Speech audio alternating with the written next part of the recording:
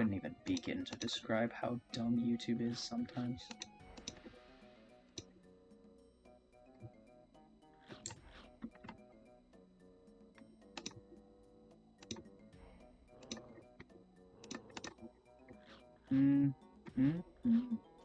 Okay, I'm streaming again.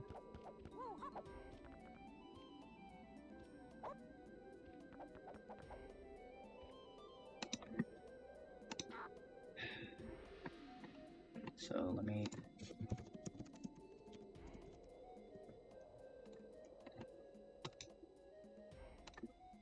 put it in the appropriate playlist right now because that's what I do. I suppose for anyone watching this video in the future, I don't know, hi? Anyway, I had several screw-ups,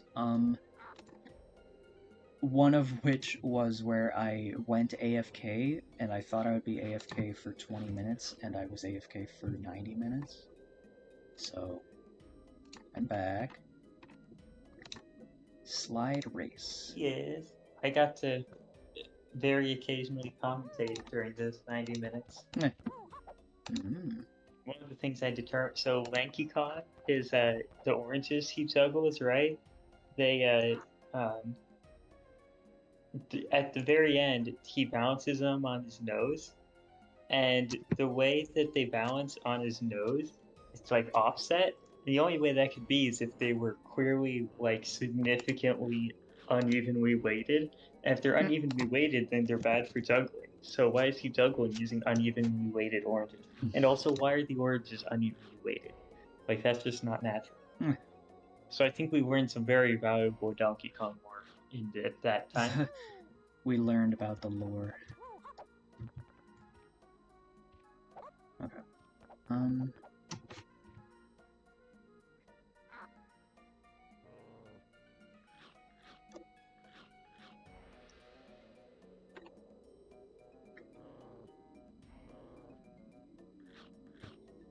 I guess I'll pause for a second because why not? You can listen to this music for a short amount of time before I get back into it.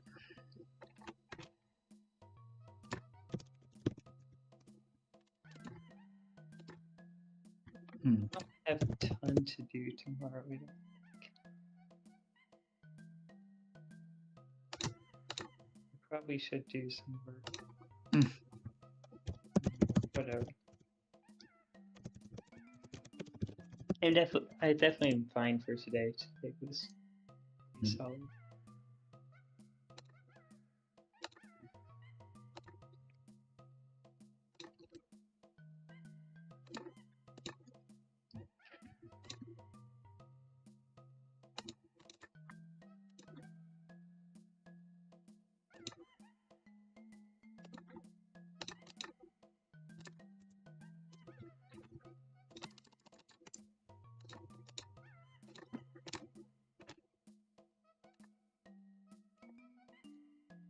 I guess I forgot that.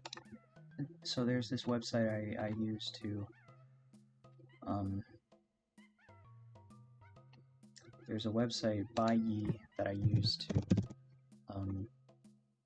shop for things on, like, Yahoo Auctions Japan, Mercari. That's basically it. Well, it, evidently kind of has poor, compatibility with Firefox for some reason. So that's cool. Interesting. I think I've had bugs before, and the most recent bug that I just had was that the login button just doesn't work. So that's cool. That's helpful. Sounds like Bernard. He apparently just doesn't test his websites in Firefox at all. Sounds like what? That he has a number of Firefox users, including me, that will find bugs and report them to him, so he just doesn't bother testing. Nice.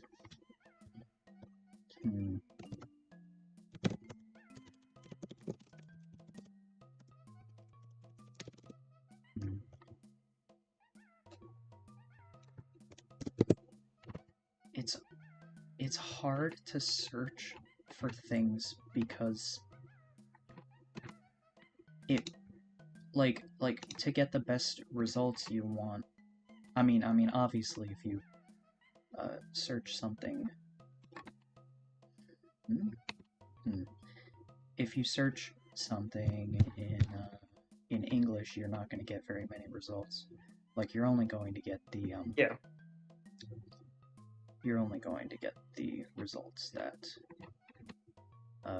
have any amount of English in them. So you want to translate to Japanese, but that in itself is a little bit of tall order. Yeah.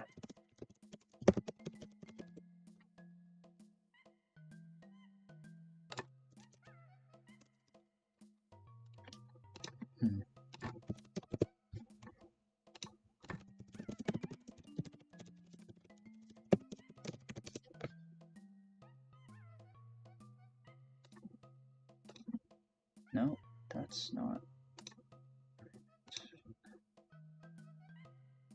Oh. There it is.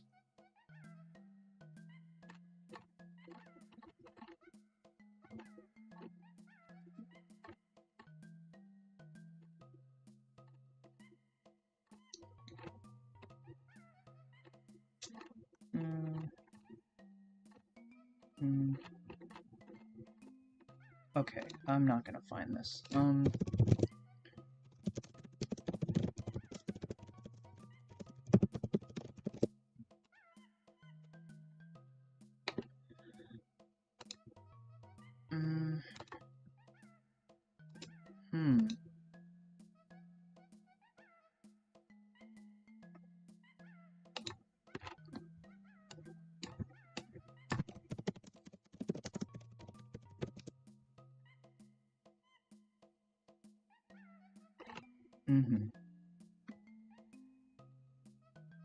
What are you looking for? Game Boy memory cartridge, which is to say, a Game Boy,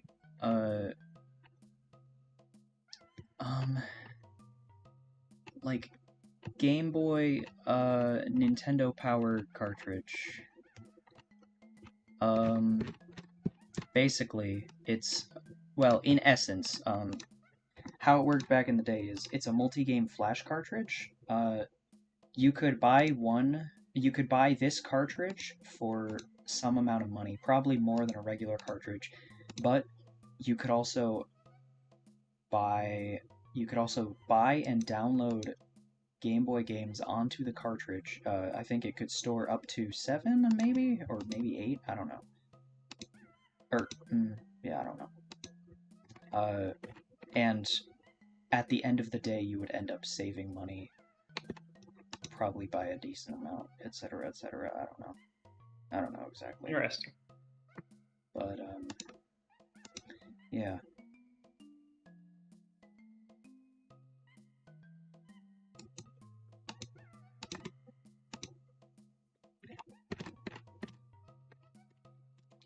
They seem to be a little bit rare, but not that rare, which makes sense.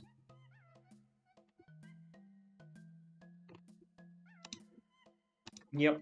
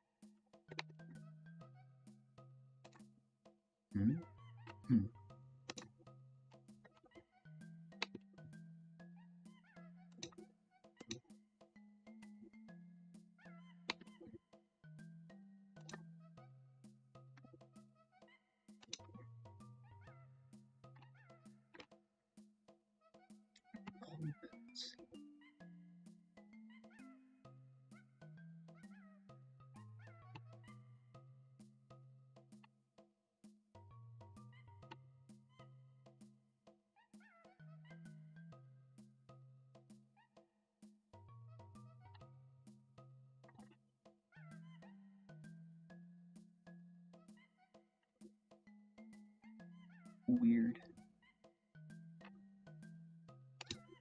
This is all weird.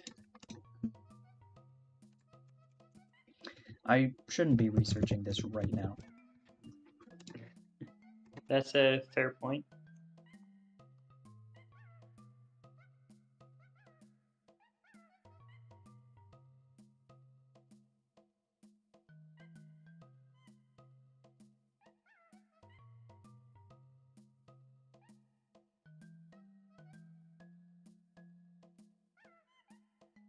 That was the seagull, wasn't it? I probably shouldn't have killed the seagull. Hmm.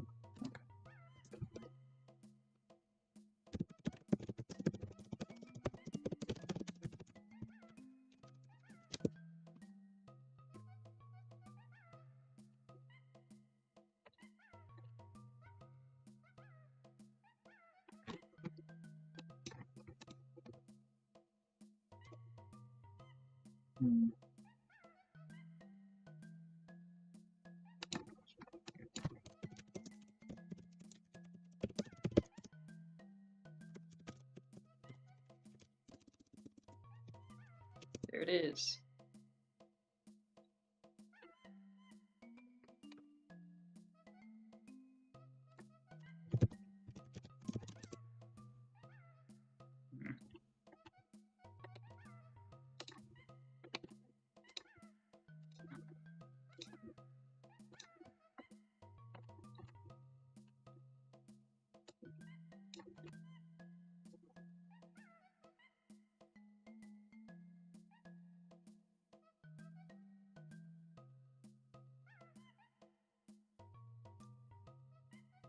Okay.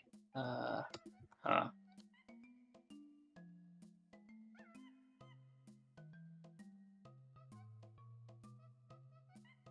Hmm.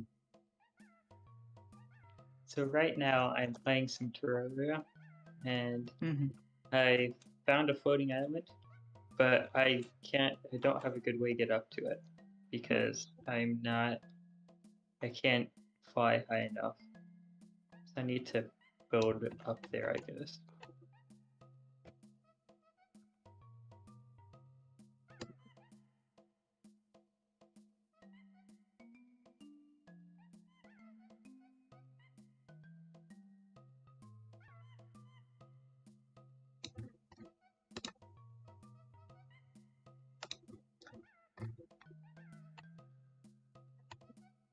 I have Okay. to bring a Crafton potion if you just set.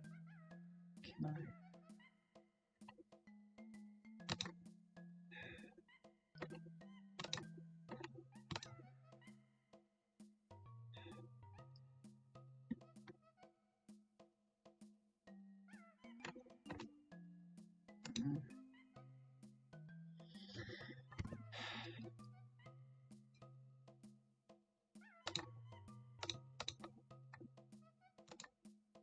Yes, Mhm. I made it. I'm in Alright, space. Alright, whatever.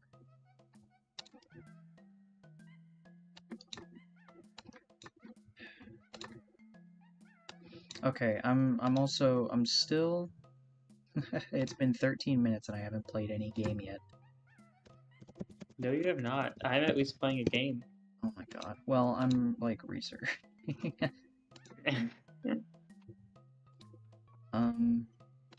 GB. No. What? Turn on this. Yes.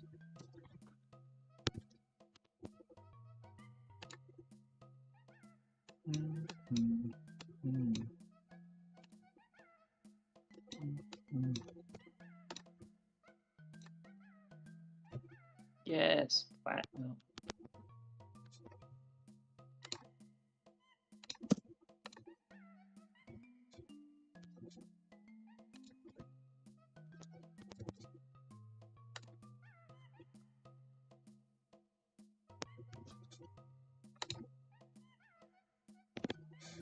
Oops.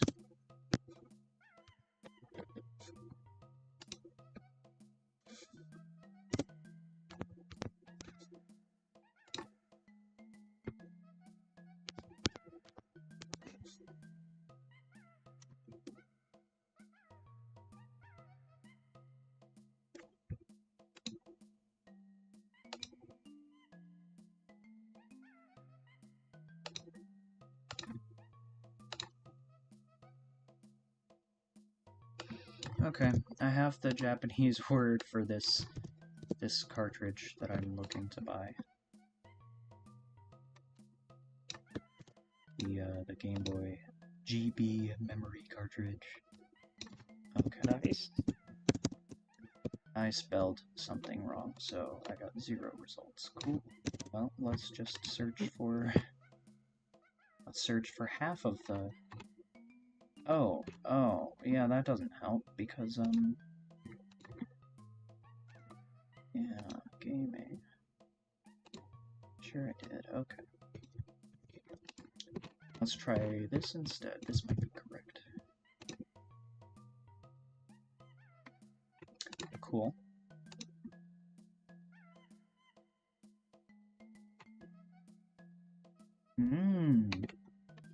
Oh, wow. How much is this? That is just, just like a couple sticker sheets and like a manual. And that's great and all, but no. So, okay, well, I'll check. I'm going to fucking play Donkey Kong 64, but I guess I just want to finish this first.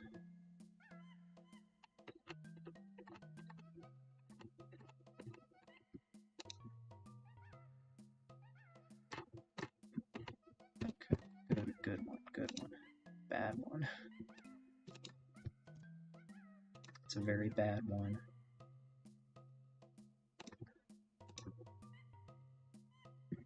Oh, well, shipping is gonna be a bitch, so... Yeah, fandoms, am I right? What? Fandoms, am I right? What? Oh, stupid. Dumb. Listen, I have to make interesting commentary somehow. Yeah, shipping from Japan to the USA is gonna be terrible.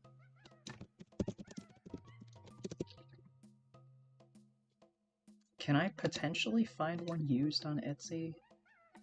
Yeah, probably not. Like sometimes you can find I should say real, like not reproduction game cartridges on Etsy for a shockingly low amount of money. And it's not like Wish.com, like it's all like real actual people selling these things. But also, you know, they're hard to find. Etsy's search engine kind of sucks. Yeah, straight up. Okay. Alright, I ordered a cartridge. That will be my single Game Boy Flash cartridge. And hopefully when I get around to programming something, anything for Game Boy, no, I was, let's see, before, when I was kind of in the mood and working on that for a little while, I was working on kind of a proof of concept that's just like a, it's kind of like a really basic puzzle game where you, like, have to guess, like 4 numbers.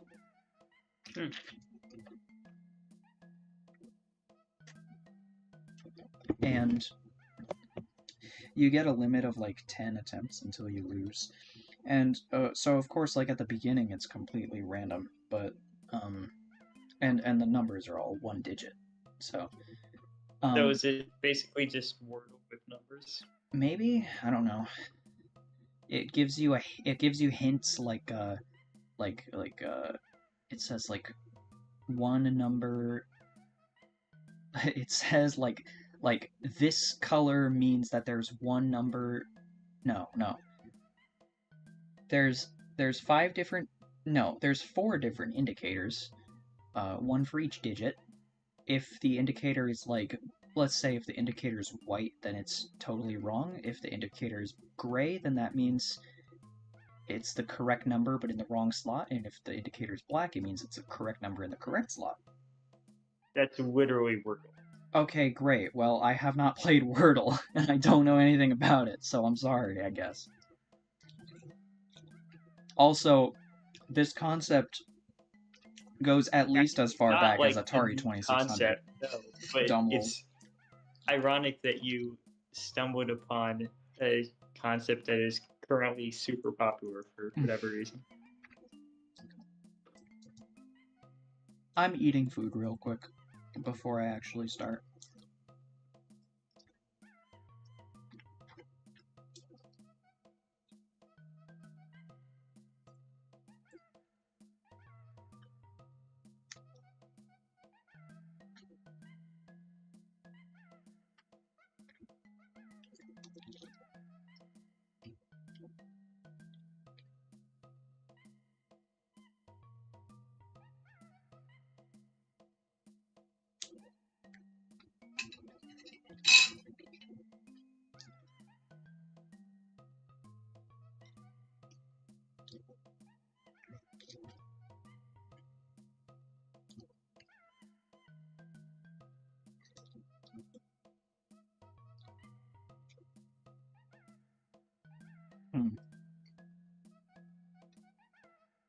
I never watched that video on Quake 3 code fast invert square root.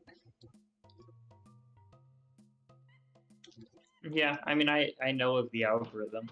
Hmm. I didn't watch the video, but Hmm. it is well known. Mm-hmm.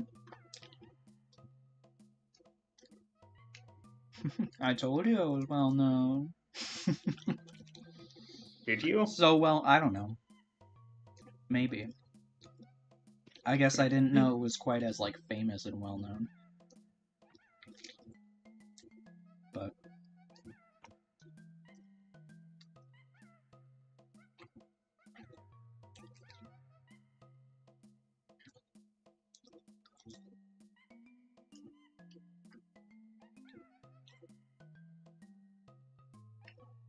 Oh.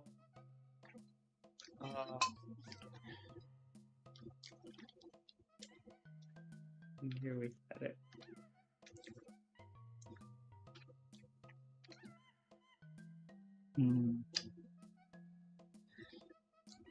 My mom made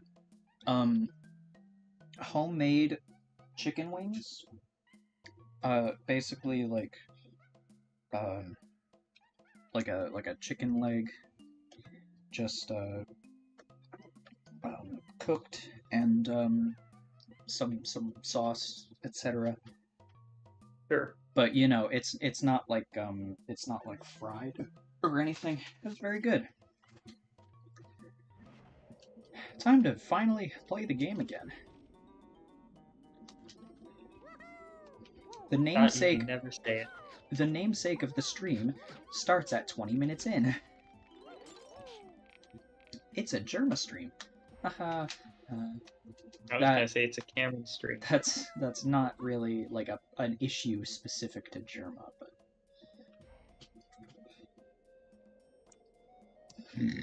still funny to make fun of people.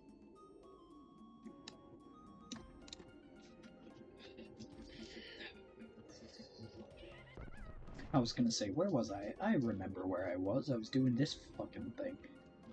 I was playing this stupid game. I should just go back to surfing the net.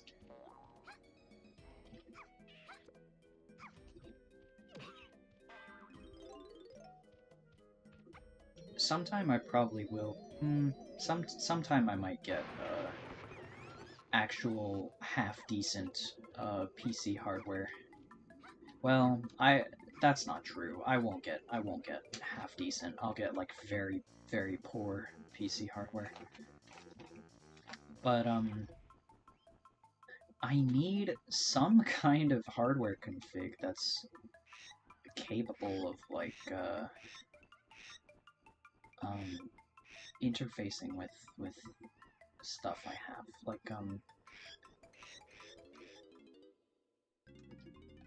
currently okay, so I do have one other PC in my house with a PCIe slot that is actually currently like in daily use by my mom, so I can't really use that and play with it as much as I would like to, or as I think I might need to get specifically set up the VHS decode VHS capture hardware. It's a little bit specific.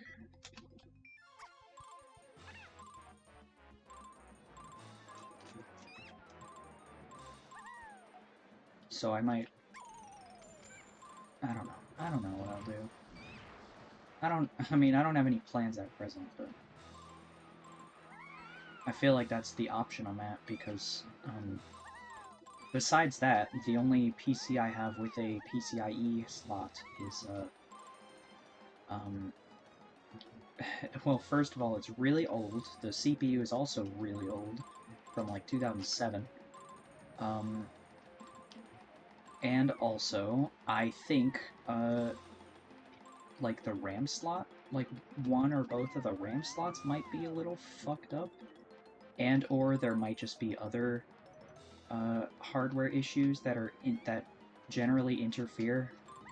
Basically, I tried to set it up once and I ran into unexpected, weird issues. So, oh my gosh, you.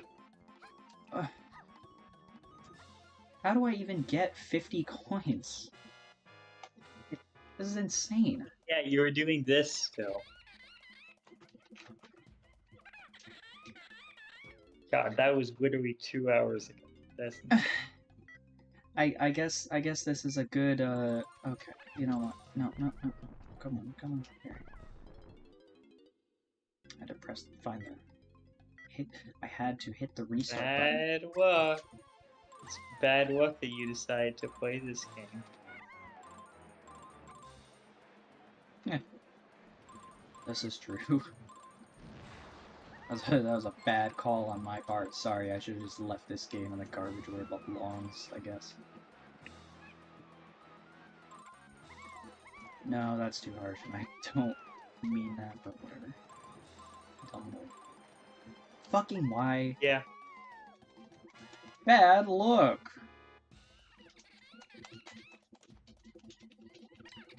Have you ever thought about how Lanky Kong has a voice actor? Someone had to voice act for Lanky Kong. I find that awesome, honestly. Dumbo. Yeah, I do still like Lanky Kong. We talked Yeah. a few days ago about how Lanky Kong is the most endearing. He's innocent. He's a nice... Lanky Kong is a nice guy. Lanky Kong he's a good ape. No, Lanky Kong's a good guy. He's like he's like your weird uncle who's like a clown, and he kind of just like does stuff, and he's like kind of crazy, but he's like still a good guy and like nice and like he's not mean to people. Like I don't know. I'm saying weird things. Ape affectionate.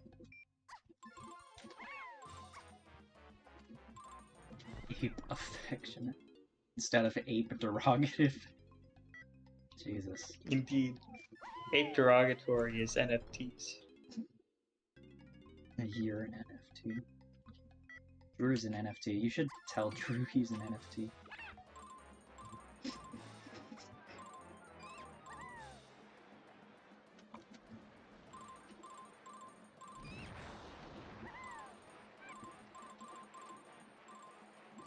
That would be like a really bad Valentine.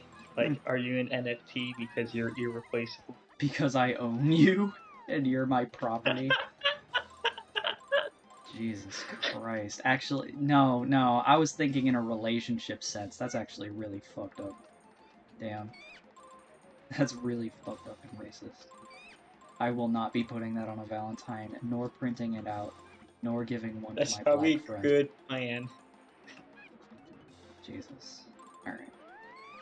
This race is hard, by the way. Haha. Did you know that? Haha.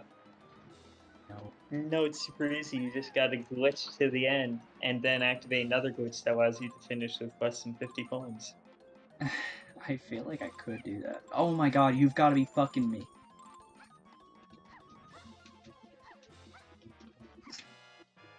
You gotta watch.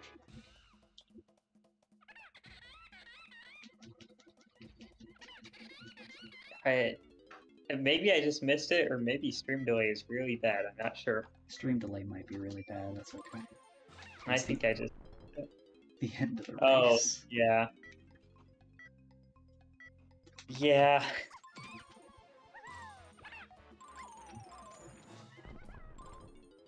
Oh, I'm not live. Hmm. That would probably be why. Yeah, a few seconds behind. That's okay, you didn't miss anything. Just the reset process. Someone talked about this strat on GameFAQs, where you do a slide kick to knock the beetle down at the beginning of the race and get a head start, because normally the beetle gets a head start. Oh, interesting. It's Yeah, that would be still a pretty really significant advantage. insanely hard, though. Oh, I'm sure. Oh my word. It's... The beetle recovers so fast, this strategy, like, barely even works. You can barely call it a strategy. I don't understand. I don't... I don't understand... Okay, I'm gonna be honest with you. I don't understand how this got through quality assurance testing. Actually, you know what? Because I will tell you right now, the Japanese version of this game had bug fixes. The USA version was released first, or at least was finished first. Anyway, they might have been released kind of at similar times, but anyway. So maybe it's a regional difference. I don't know. I don't know about the Japanese version.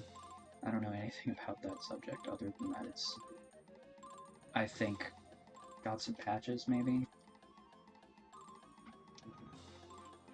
Yeah, that's I'm actually not even 100% sure of that, but I can tell you this game was, you know, singularly developed by Rare, which is based in the UK, so I would not be surprised if this released in the US first. The same thing actually happened to Mario and Luigi Superstar Saga. The US version has more glitches, and actually the US version, some bosses, including the final boss especially, ended up being a lot harder on the US version. Which is actually kind of... It's actually really interesting of a dynamic, because speedrunners, I think they mostly use the English version for a few version-exclusive glitches. So they have to... And, you know, I mean, you can skip bosses, but you can't skip the final boss. So they have to kind of deal with that, and it's actually, like, it's legitimately, very hard. I don't know. I'm not, like, an expert on... I'm not an expert on RPG average level of difficulty, but it's very difficult. It's like an onslaught of attacks, and you just have to survive, and there's not a lot you can do other than that. And actually, because of a gimmick, you start off the fight with 1 HP remaining. You can, like, use a healing item. Like, I mean, the boss gets to move before you, so she gets the first turn, but... Yeah, but I don't know. That's interesting. I'm gonna make a Japanese patched version of my own game that's gonna have region-exclusive bugs. I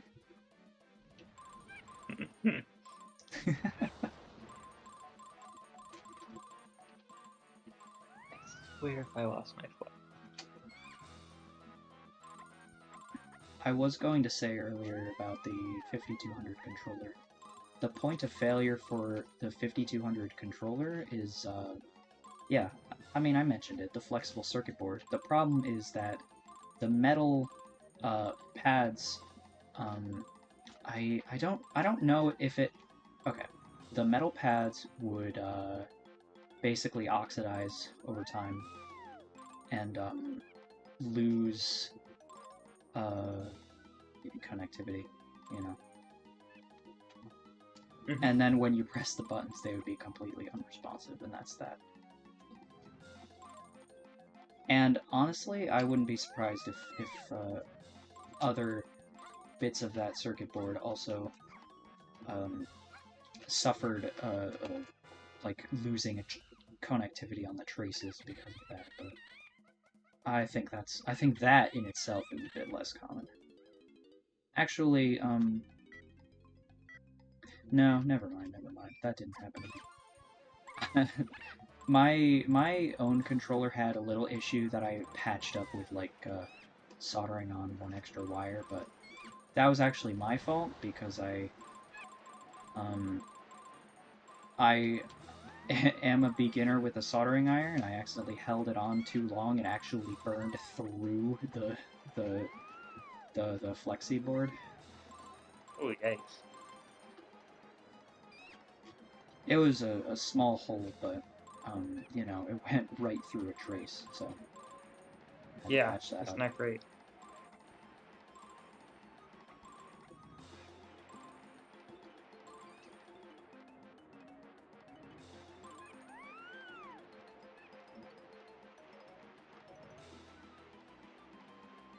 You know what's interesting is the Nintendo 64 control stick has an octagonal gate. Obviously, that's normal, but it's more square in that the top. Fucking why? I don't even have enough coins. Oops. Shit. Wow. The four corners that are top left, top right, bottom left, and bottom right. It goes out a little further, so it's you know, at the corners of that square are. It actually has more range. It's a little weird, honestly, in retrospect, but anyway, I'm gonna say most games took this design quirk into account.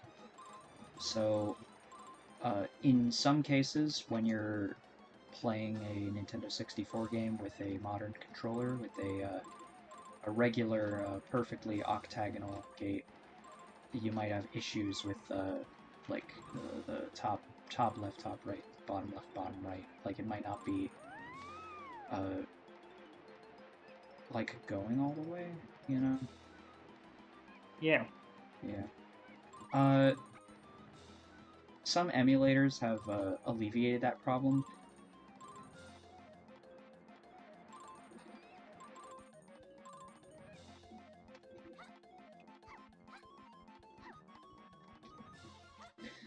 You'll love to watch this clip. Oh, okay, I'll pay attention here. Oh, great, I love it.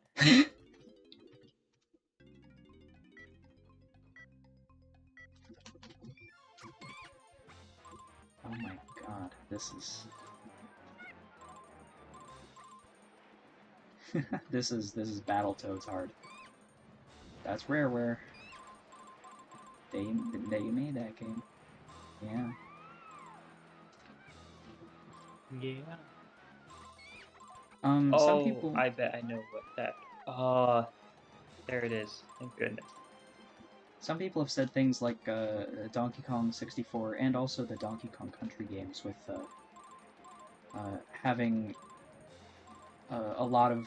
like, there's a lot to complete in the first three Donkey Kong Country games. Like, some say it's very much a good thing, like, like back in the day, let's say you were a kid and you maybe had, like, less money or just your parents occasionally bought you things, and there's more game, there's more bang for your buck, baby. You've got to be kidding. Yeah. So that could be a positive. I kind of agree with that, and I think that has some very, like, I think that can be in some cases a very genuine point of quality. Like, it can be a very genuine and real advantage in some cases, even today, but maybe less so. Because we have more indie games, we have more fucking free games on the App Store, it doesn't matter as much. So game companies spend more time, and someone mentioned this part too, is that game companies nowadays spend more time on one or two core gameplay styles, and just fine-tune those, and create maybe more levels instead of sometimes, and it's very common in a lot of older games, like GameCube era, PS2 era. Some games like might have like a bunch of different sort of gameplay styles or like mini games.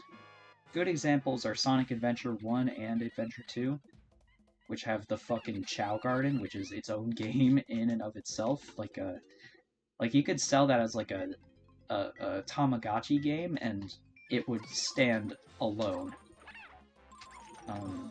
It would stand on its own perfectly.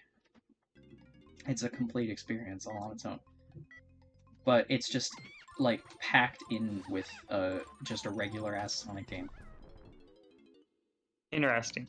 Which is good, but also that takes development time and resources away from the main game. So I think that's part of the reason why game companies don't really do that much nowadays.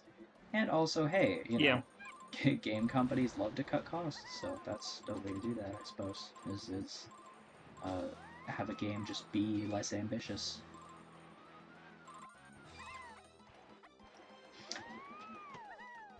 Yeah, cutting costs is, honestly, nowadays it's neither here nor there. I'm still a little bitter at, actually I own, fuck, it was called, I own Metroid Dread, yeah. I own that game, I bought it.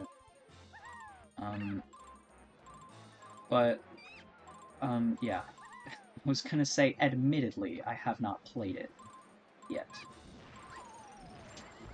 I will get around to it, I swear, dude, but, I saw some people were complaining online, valid criticism that you're paying $60 for this game that's, like, maximum 20 hours long. And, like, you might be able to, like, I think, not a speed run, because that's,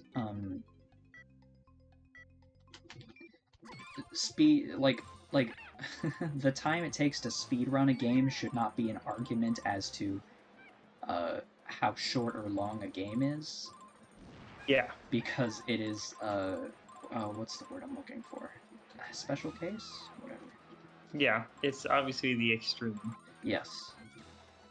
The very, very, like, lowest or highest extreme. But, like, I think I might have heard, say words. Take this with a grain of salt. I don't remember if this is exactly what I heard, but I think I heard that, you could be able to, like, finish the game in, like, 5 hours. Like, I mean, of course it's a,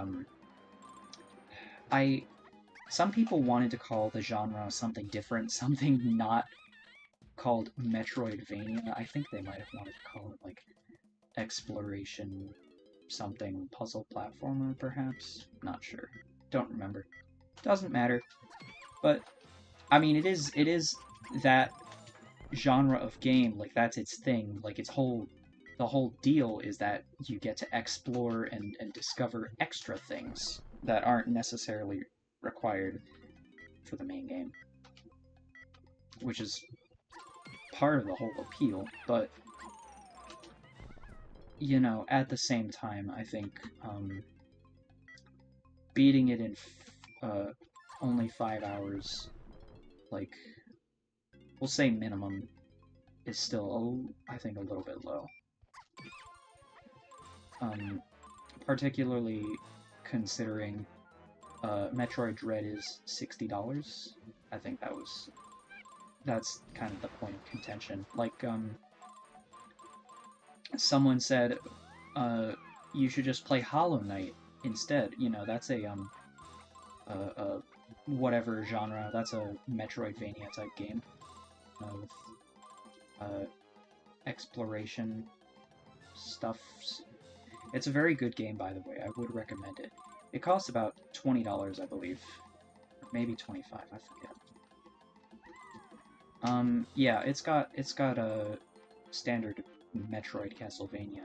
It's got some platforming bits, but it's also got plenty of exploration bits. It's very fun. Very good game. Well-crafted game. By an indie studio. So in some respect, it kind of can't entirely afford to cost a lot of money, but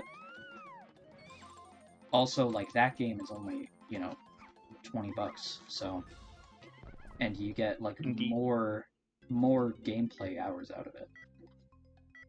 So, man, it took me, like, 20 minutes to say one sentence. Okay, so the point that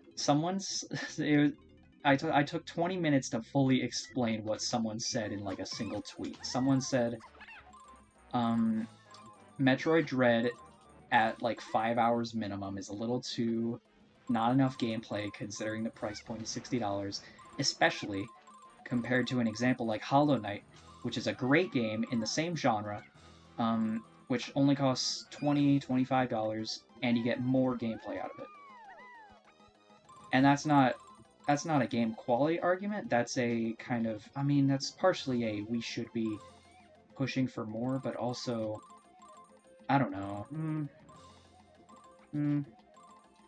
I don't know, something, whatever, I don't remember. I guess that's kind of it.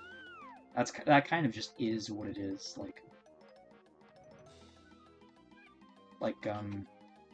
Nintendo can just pump out, they can basically release, oh my god, yeah, that's actually true, that's a good point. In a lot of franchises that are, like, very much dormant, they can basically release whatever they want, and it'll sell pretty well to, like, because they have a lot of loyal fans, not just of the company as a whole, but also of individual series. Like Chibi Robo Ziplash, sucks. It is nothing like any of the previous games, except potentially in the writing, but the writing isn't really, like, the only thing it has in common is that it's, like, okay and, like, kind of humorous. Honestly, Ziplash's writing probably isn't even that good, just objectively, and compared to the other, more true Chibi Robo games. But, you know, Nintendo can pump out just some crappy, slapped together, not very well thought out 2D platformer of whatever series, and it'll sell. That game costs, like, $40. Like, yeah, that was $40 at launch, including the dumb amiibo for extra maximized profits while selling a fucking piece of plastic. So, you know, and they did that with Chibi Robo. They did that with Yoshi's New Island, which was developed by the same company, Arzest, also a 2D platformer. That one might be a bit better than Ziplash. I did play it. I also played Ziplash, but I didn't play Yoshi's New Island as much, but it didn't... I guess, from my own experience, I'd say it didn't grab me that much. I can't speak that much as to the quality of it, other than I think general consensus is that it's mediocre. But I think that's the problem, is that there's a little too much mediocre games with not enough content sometimes, and they're still charging the same amount of money, which, I mean, is also a problem in and of itself. That AAA game releases have been locked at $60 for 20, 30 years. You know, inflation happens, like, Like, that's a real problem to take into account. But at the same time,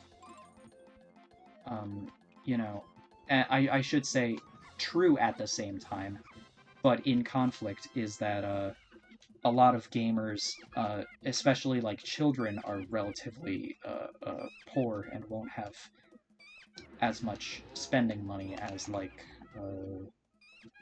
I don't know, a working business. Your average stereotypical working businessman will have more money than some kid or some college student. But the kid or college student play more games, so that's the main audience. So if you charge too much money, then you're kind of uh, what's the word? Disenfranchising? Outpricing? No idea. What? Outpricing? Oh, yeah, sure. Like, you know, like some of you're gonna lose some of your core audience in sales revenue if it costs too much. So that's, I mean, that's not something I have a particular opinion on. It's just a dilemma.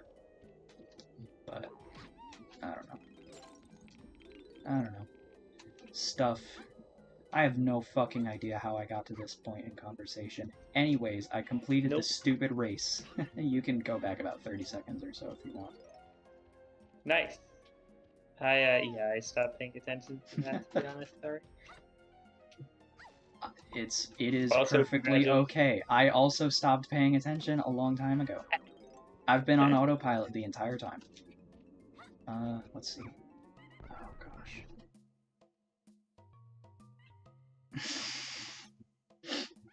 Very weird thing for me to say, but, sometimes, like, when I sit in a weird spot for too long, you know, you, say, for example, like, your foot falls asleep.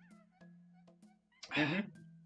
But sometimes when my foot, like, quote unquote wakes up, when there's more blood circulation, when there's more blood circulation, it's tingly, and sometimes that triggers my tickling reflex, and it's a little bit uncomfortable. It's weird. Just a weird phenomenon I've noticed.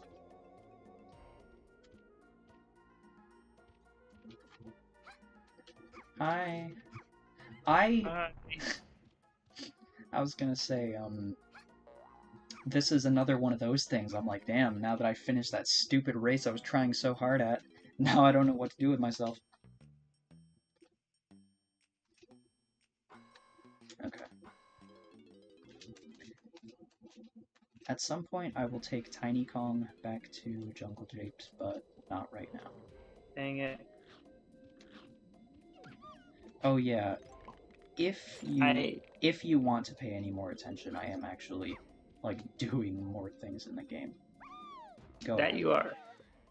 I'm trying to hop between floating islands. I went ahead and defeated the Eater of Worlds since I'm in a corruption mode for the first time. But I went ahead, or now I'm trying to go ahead and get all of the floating islands for whatever loot they might have.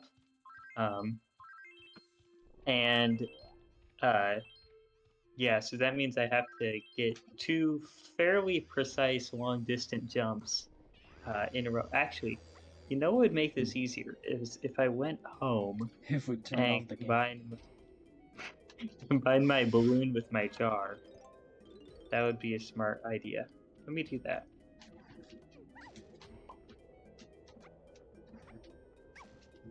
In Terraria, have you played Terraria? I don't think some. I've played some a while ago. I'm not terribly familiar, but by the way, I might be interested in some throwaway multiplayer game. I don't know. Yeah, we could do that. I'm perhaps a little too casual in game knowledge, though. But anyway. One of the things about Terraria is that your character is persistent between worlds. And so, so right now I started a new world to get some new things that aren't in this world. and now I'm going back to my previous world to upgrade my equipment so that I can use it in the new world. So yeah, it's kind of interesting. Yeah, that is interesting.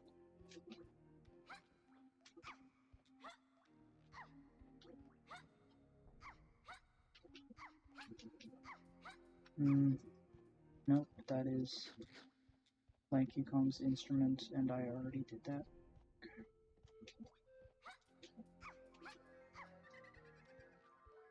Nice. I guess before I do this, I will actually...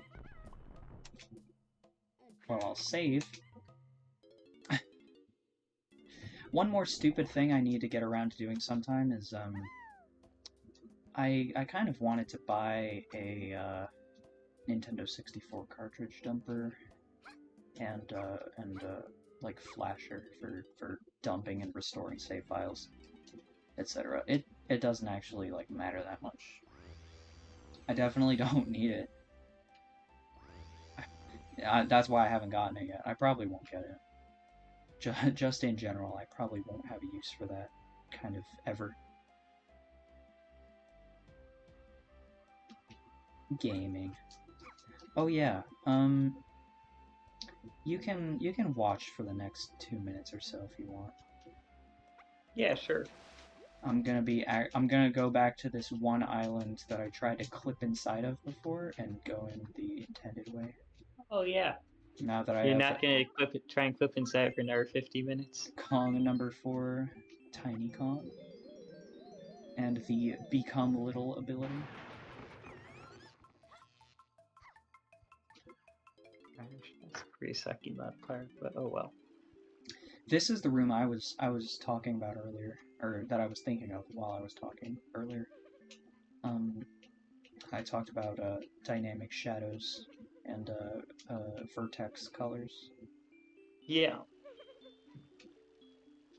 I don't think you actually talked about vertex colors, but I passively mentioned it. alright. Take your word on that. The only way to capture the banana fairies is to capture them in a banana skin photograph. So here's a banana camera, and it requires a crystal coconut to use, like, for energy. What the fuck? What the fuck? What is happening? What is ever happening?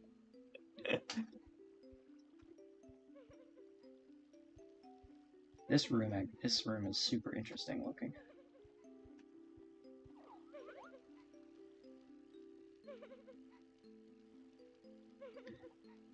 Why does she have big boobs? I guess that's another rare thing. Jesus. No, it's a thing that they like don't care about, or I guess I should say they don't necessarily care about not being entirely child friendly or making like subtle adult jokes. They did that. Oh my god. They did that in Banjo-Kazooie. I think it was Grant Kirkhope had an interview at a Games Done Quick marathon. I don't know how many years ago. I don't remember what year it was. It was during one of those speedruns. It was interesting to listen to. Wait, am I... Okay, I'm not tiny, I'm regular sized. I was like, wow. What the hell? Yeah, that made a huge difference. Very glad I picked that up. The main enemy, or sorry, the main, like, boss, the main bad guy in Banjo-Kazooie is Gruntilda Winky Bunyan. Okay. Yeah. And Winky is British for yeah. Okay, I didn't. And that's the adult joke. And that's the adult joke that got past got past Nintendo's seal of approval without them noticing necessarily. Or maybe they thought it was subtle enough to be okay. I mean, that's fair.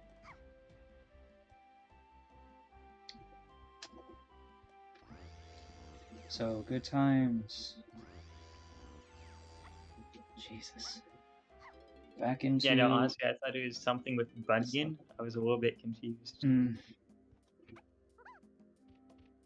Yeah. Understandable.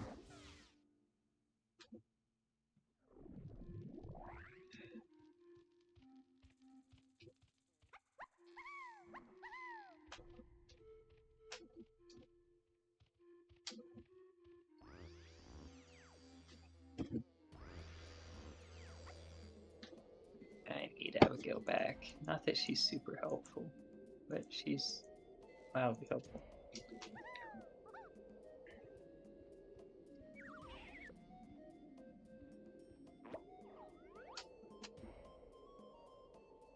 Did I go over there before? Oh, you know what I didn't realize until now for some reason is that there are, Okay, first of all, actually, this is a great example of them using the same texture. This is all the same floor texture, but over here it's kind of vertex colored red, and sometimes it's vertex colored yellow, and sometimes it's vertex colored very, very green for like a mossy look. They did the same thing with this, the base of this, not a pyramid, but this building over here. The stone base, it's got like a mossy kind of thing going on the side. It's super interesting. Yeah. It's really dynamic. You don't notice that that it's just like one or two repeating textures. Yeah. And as I mentioned, it's also helped by they have more RAM to work with, so they're allowed to use higher resolution textures and more textures. But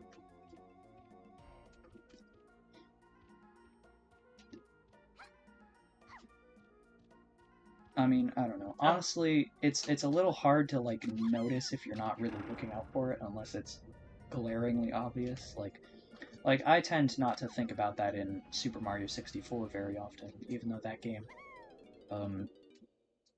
does not have or I guess if I remember correctly, it doesn't really have any like dynamic colors or no dynamic shadows. Very kind of little dynamic coloring. Maybe a little more vertex coloring than I remember at the moment, but this game uses vertex coloring liberally, and animated vertex coloring goes a long way towards selling the effect.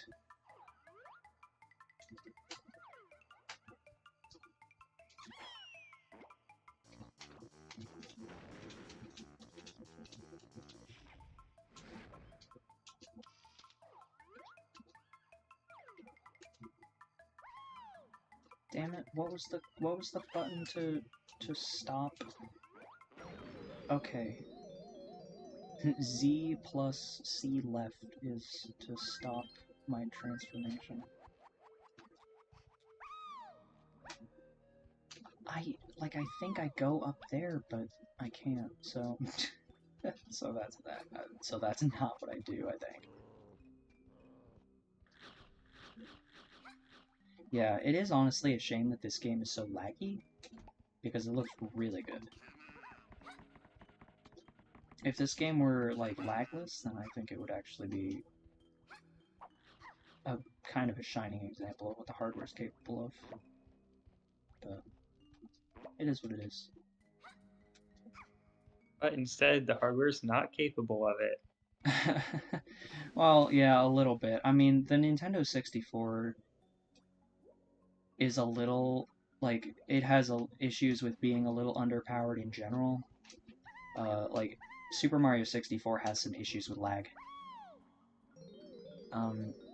Given some of those lag issues, very long story, but some of those lag issues could have been alleviated with a slightly more optimized code compiling. Which, yeah, I think I've heard about that. Yeah. And it's a little bit of a, I don't know what the word is, but kind of a misunderstanding by one or two people who initially reported that I think it was Modern Vintage Gamer who actually has developed some games. I guess he does some stuff on emulation, but he has done a lot of stuff on original Xbox homebrew past. He's a smart guy. Nice. But so he kind of knows what he's talking about somewhat. He said a possibility that we shouldn't discount is that maybe the Super Mario 64 was a launch title, so maybe the code optimization level 2 was still buggy and not fully complete. And I don't know. I don't remember if the Nintendo 64 was particularly like rushed in itself. I don't remember. It doesn't actually matter that much whether or not it was. I made my jumps. Nice. Yo, I got the Night Star Fury, not Night Fury. Okay, Star Fury is not actually that good. Never mind.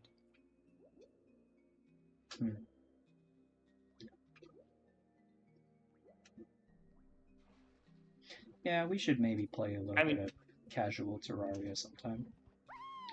Yeah, we can do that in the Realm Discord. I think that would be very oddly fitting. Yeah, that would be nice. I actually get to use that Discord for something. Well, I don't know. It gets use whenever. Mostly me whenever I'm like, hey, I'm really in the mood to play Minecraft for some reason. Does anyone else want to join me? And then I get like 5 other people in on it. Sure, yeah. Or Reese. Reese does that sometimes. Yeah.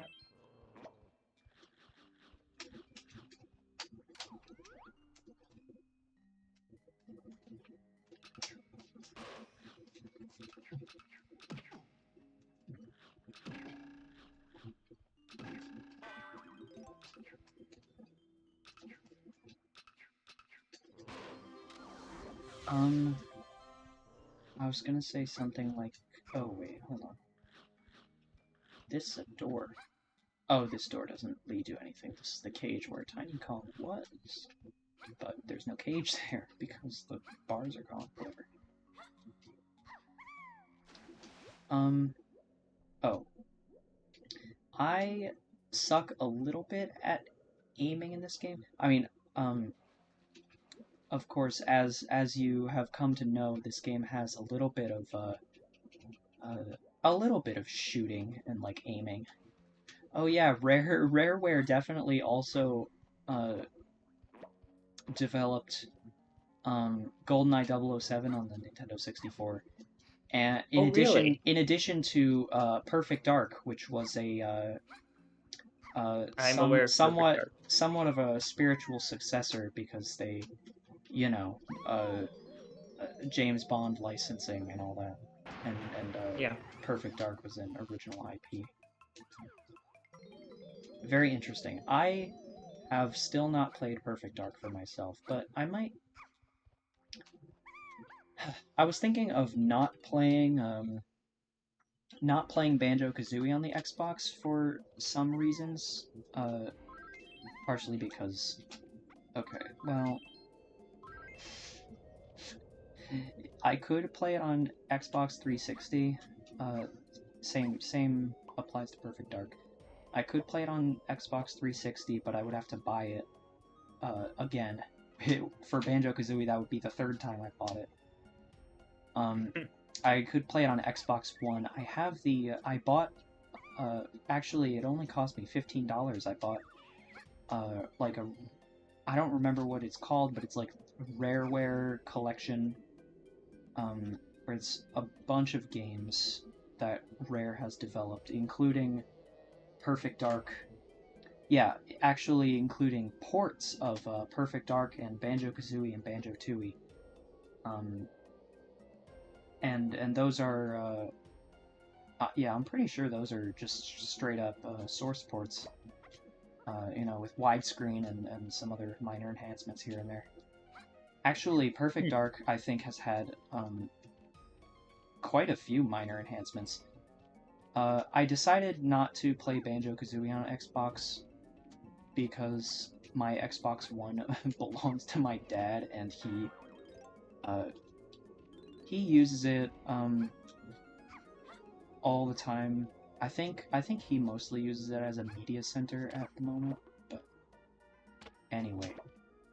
And capturing would be yet another small issue, even though I have the capture hardware. It would just be a bit less convenient than playing on N64, ironically.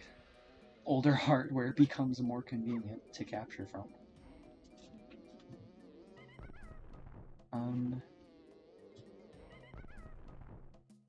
Yeah, but for Perfect Dark...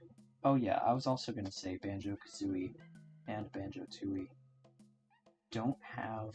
They do not have as many... Or I guess when it comes to the Xbox ports of those games, they have not very many minor enhancements and quality of life changes. They have like a few. Whereas for Perfect Dark, which is also available in the like rare collection or whatever for Xbox One, you know, I mean that's a I think it actually is emulated, or I mean they would definitely have the source code, so maybe it's a direct port, but it might be emulated version of the Xbox 360 version released on Xbox Live Arcade. But that doesn't matter much because it still performs perfectly, and fucking Xbox One has the capability to render natively at, like, I don't know if it's at 4K or if it's just at 1440p. Don't remember. But it's actually interesting. And to begin with, like, the Perfect Dark Xbox 360 version already has like a higher quantity and more important quality of life upgrades. I think I don't remember, it might have online multiplayer, which is interesting. It would certainly have changes for like controller mapping, because that's a concern for a first-person shooter. Indeed. Like GoldenEye 007 and Nintendo 64 speedrunners. A lot of them use the alternate control scheme where you actually have two Nintendo 64 controllers, one in each hand, so you have dual analog. And that sort of thing is like very hard to work with, and that's a good point for like when we see game developers do like a half-ass port or like a emulation that's like not really enhanced from the original, where like we can ask for a little bit more. I mean, it's one great example of that is because the original controls were a little bit gnarly in themselves, but I think even if you take those same controls, or sorry, especially if you take those same controls and directly put them on a modern controller, it would work even less somehow. So reworking things like that and fine-tuning is good. And that's something that is very hard. In the case of, if you were to play GoldenEye 007 on an emulator, it would take a lot of effort and like weird configuration stuff to get that to work with dual analog correctly. And it would be a huge hassle. And that's, you know, that is a service that can be provided by a company. You know, that's specifically what I'm saying is that it's a that there should be emulation as competition, and also that we shouldn't always necessarily settle for the bare minimum. I am so lost by what that is you were okay. just going on. I will. There was a lot there. Recap, I guess. GoldenEye 007 and Perfect Dark were on Nintendo 64, and likewise, the controls then were gnarly, and trying to directly, or just haphazardly, directly porting them to a modern controller is even worse somehow. So, I would love to believe things like emulation should be allowed as a competition for a company like Nintendo that does like Virtual Console all the time, because the kind of service they can provide that you can't necessarily get with some open source software is the convenience of trying to set up and trying to set this stuff up and it being really quirky and weird and not working correctly with controllers and shit. You know, a company like Nintendo can make that all super duper straightforward and easy and simple and etc. And they can do I mean, you don't need a source port. You can in some cases you can reverse engineer a little bit of the game.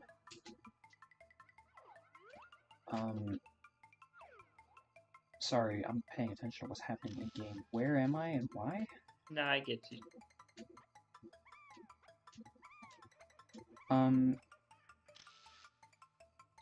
Why do I want to be in here? Whatever, I guess this is just a camera reel refill room. Sure.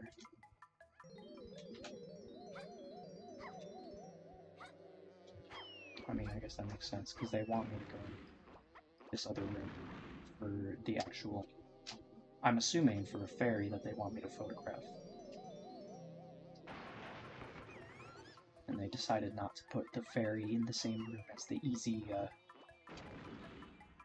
easy, things. Fucking...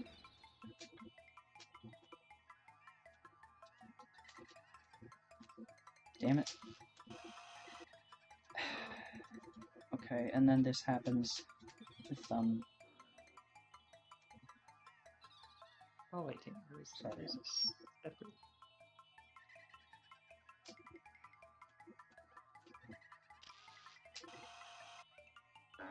No. It has to be centered. This is like Pokemon Snap shit. There we go. I got one.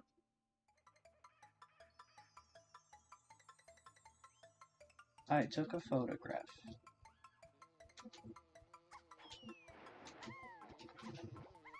What?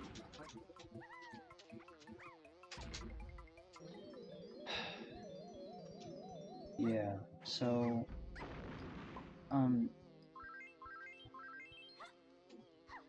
you know, it is possible for Nintendo to do a little bit of hacking, like develop like Lua scripts,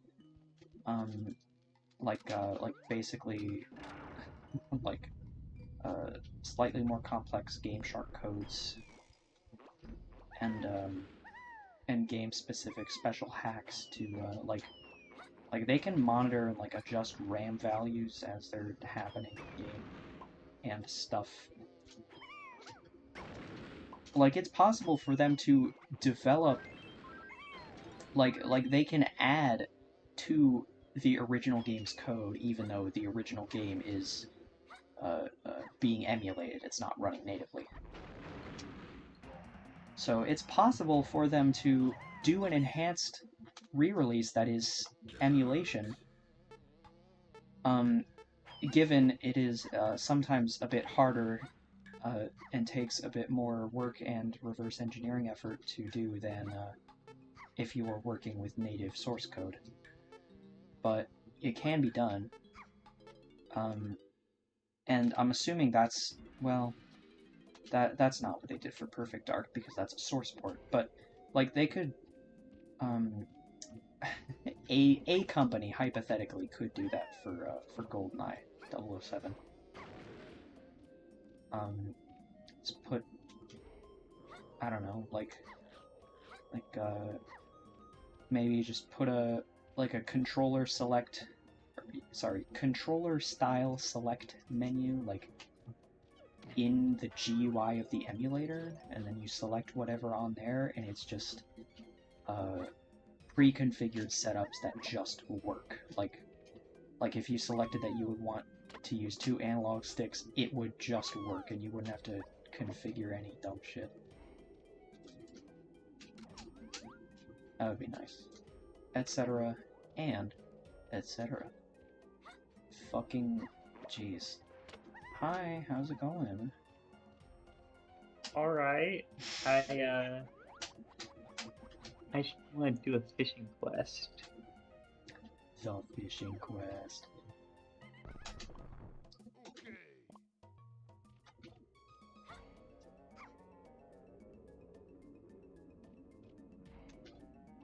Unfortunately, it's like, so like the fishing quests reset daily, and it's like almost the end of the day, so I have to wait for the end of the day, or it's just not worth it trying to go out for the couple hours to try and get it. Also, I need to get some good fishing spots because I don't actually have any good fishing spots.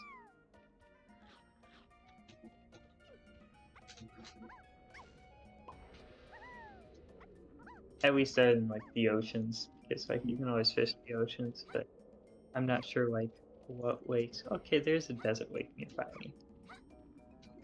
But sometimes you need like underground lakes, and those are kind of hard to find.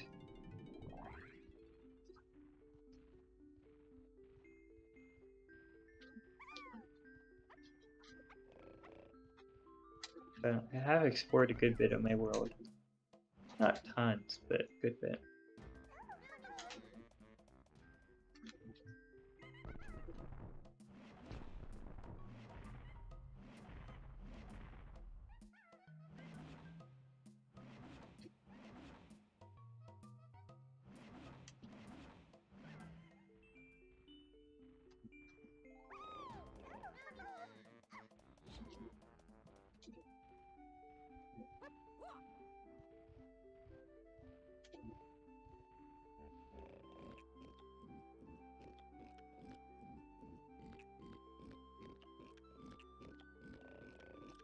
Alright, it's gonna be finally time for me to beat the boss of Angry Aztec. Yo?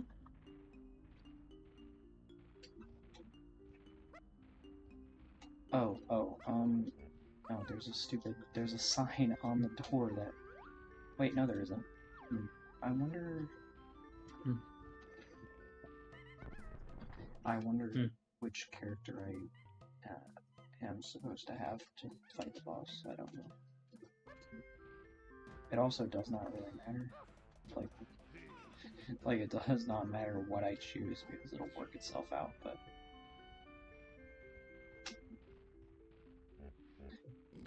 oh yeah, this might be a Diddy Kong boss. No, I don't remember.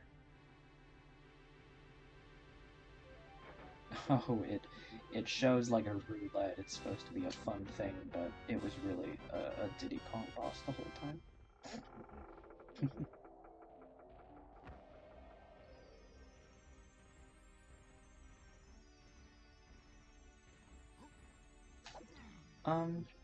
Okay. Oh wow, this is unfortunately quite laggy.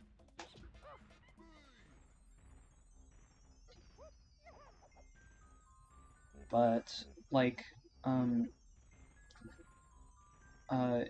look at the stream a little bit, like there's a lot of weird vertex coloring going on.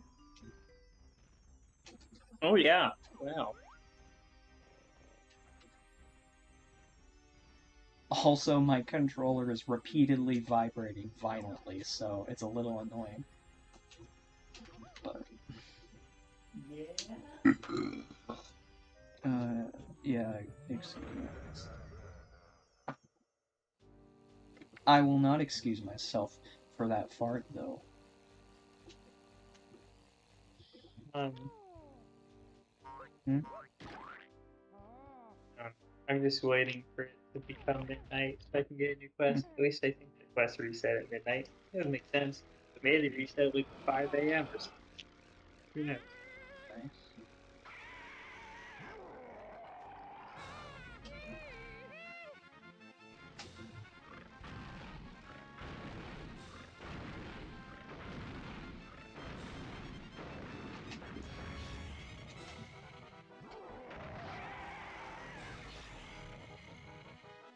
Yeah, you are welcome to watch this boss fight if you'd like.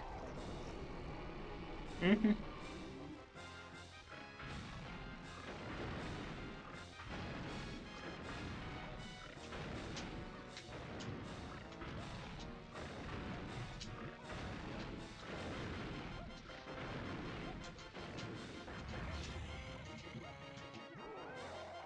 Oh, come on. No. Dang it. I didn't get that hit. I have to wait another second.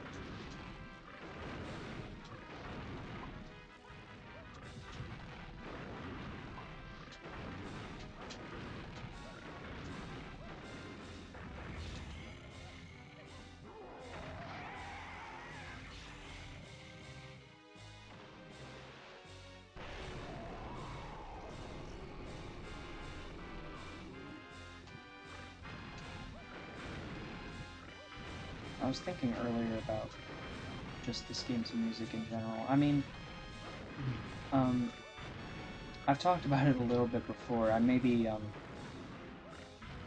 was a little more harsh than I meant to be. I mean, honestly, off the top of my head, I don't remember if it's, like, the same tune for, like, every single level, or it might be more like there's one tune per world, and there's like 5 or 6 different songs that use that same sort of bass tune. But that gets to be a little bit grating in itself. Like the tune for Angry Aztec. But that's less bad than just one tune for the whole game, which would be exponentially more annoying, I think. But,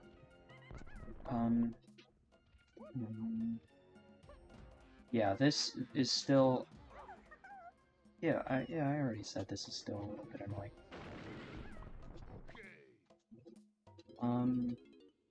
Like... Yeah, I don't know. Something. Dang it. It's midnight and the damn reset. Darn. So what time does it reset? I'm gonna have to look it up. Now... Oh my gosh. 4:30 a.m. a.m. Hey, Ethan. That's a random time. Yeah. I hope it's showing up on stream. Look at this optical illusion for the stairs. Mm-hmm. Oh yeah. That's weird. Well, I was gonna say, I think it's purposeful. I think they intentionally did the edges like this so that it would be a little bit of an optical illusion. That's good texture work. That's I don't think it's intentional, but... Oh my gosh. Okay. Well, no, I mean, the whole thing is striped, but, on the rightmost edge of every... Oh, I mean... It was definitely intended to look like steps, yeah. Yes, yes. Dumb. I don't know. Yeah, I guess I wasn't certain exactly what you meant by what part was intentional. I mean, I mean to say, like, I think it's possible that they were intending to like make it look like steps, and like and the colors that they use kind of blend into the wall, so it looks a little more like individual steps, like when you look at it Hmm. from certain angles, as opposed to what it is, which is just a ramp. Yeah. And I think that is good design. Like that's what I mean. I still don't have any examples off the top of my head about like good programming to like take advantage of tricks. Yeah, tricks. That's like that guy. I forget his last name, but his first name is John. So I hope that helps. Um, the guy formerly I don't know, maybe lead programmer at Telltale. Hmm. Yeah, Telltale Games. Wait, no. Traveler's Tales. Traveler's Ah, Tale, different company. They still work that it is. on the like Lego Star Wars and other Lego games. Coming spring, I think, hopefully. We'll see. Hmm. There's a new Yeah, big Lego game, Skywalker Saga. yeah, I saw that. I think. It's Hmm. had a number of delays, so Hmm. I'm not entirely certain what its targeted date is at the Hmm. moment. But Yeah, that happens.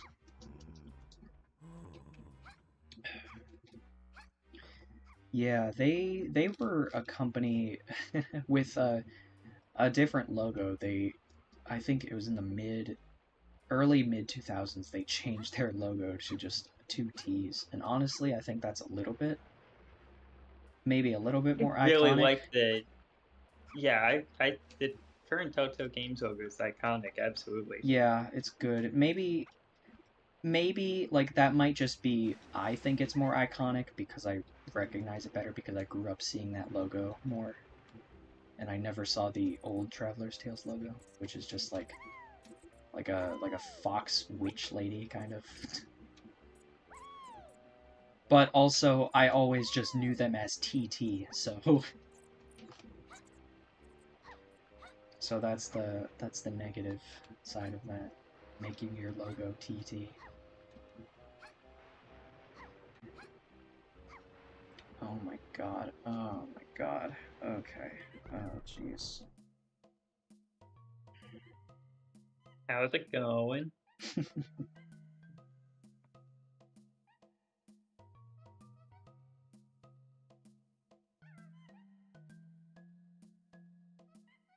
Like I'm fine.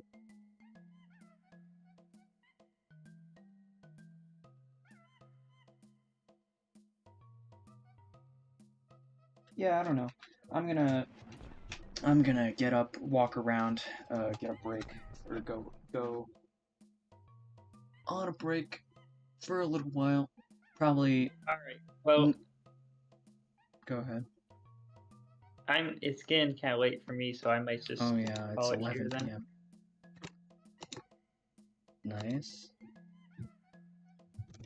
Also, I'm following this ferry, and I can't give it up right now. I'm really confused as to what's happening because normally they are supposed to like lead you somewhere, but this one's just like going off into the distance.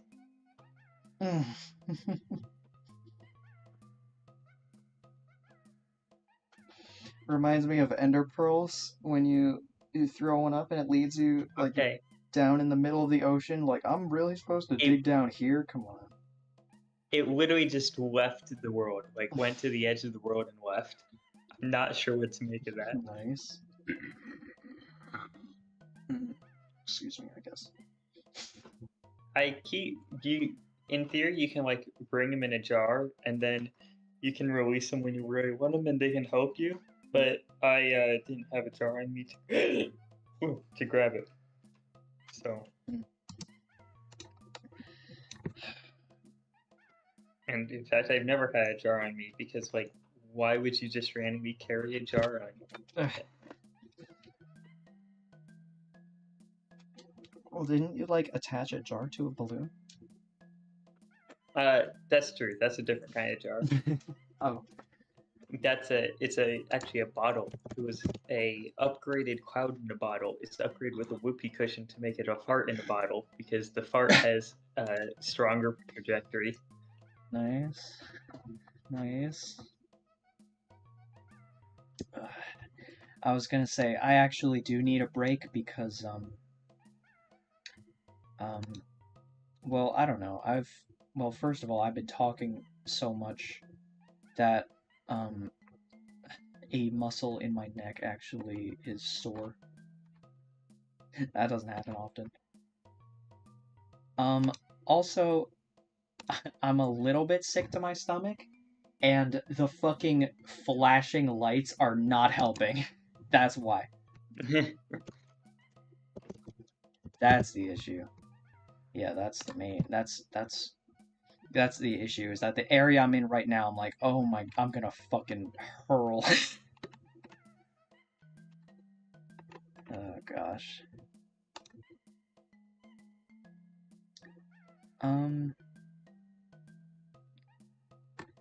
Yeah. Okay. I can. All right.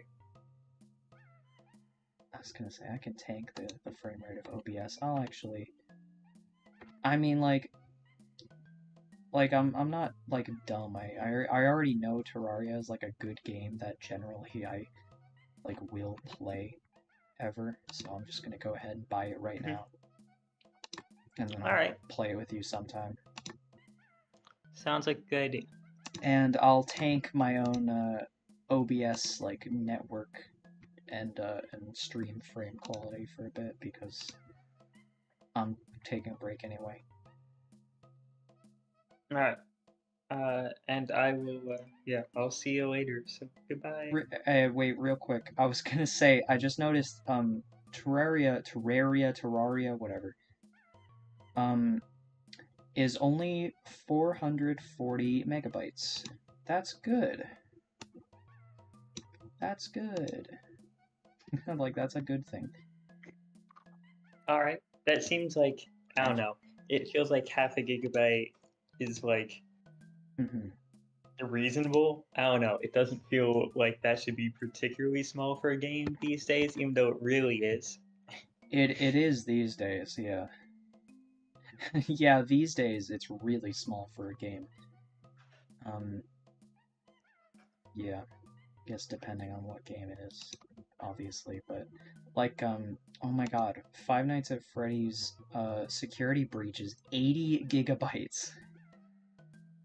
Jeez. And one of the problems is that it's packed full with like unused content, like there's one unused map that's I think there's at least one unused map that's like almost the entire game's map.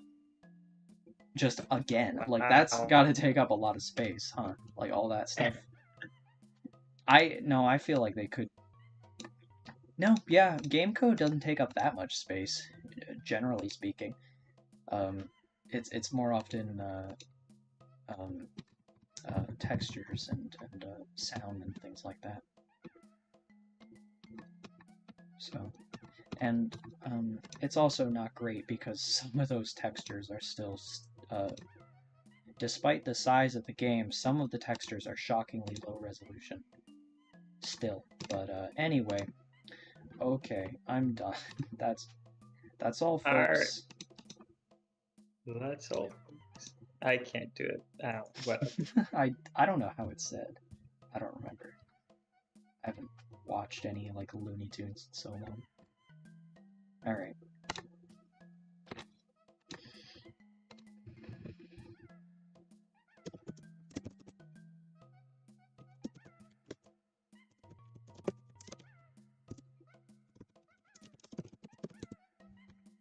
Actually, to the stream viewers, which I may or may not have any of, I